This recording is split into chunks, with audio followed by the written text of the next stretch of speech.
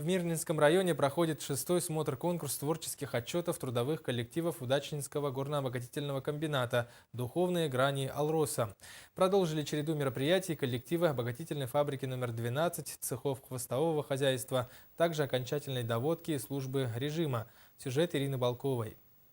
Творческий отчет под названием «Мы из будущего» начался с приветственной видеозарисовки. Здравствуйте, меня зовут Радомилкин Вадим Григорьевич, я являюсь начальником фабрики номер 12. К сожалению, сегодня не могу присутствовать на этой сцене, потому что являюсь членом жюри.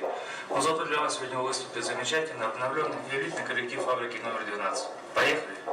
Продолжила выступление вокально-инструментальная группа «Фабрика номер 12», ставшая уже визитной карточкой предприятия.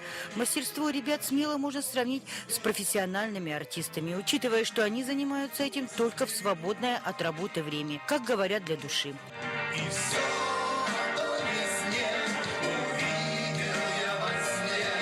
Это мы, продолжатели дела наших отцов. Это нам создавать будущую страницу истории Алмазного края. Это нами в будущем будут гордиться наши дети. Как сегодня гордимся мы нашими дедами и отцами.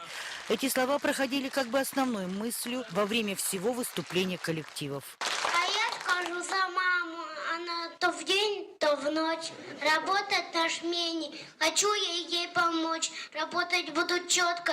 Я всем сейчас клянусь. А ты поспи, родная, ведь я тобой горжусь.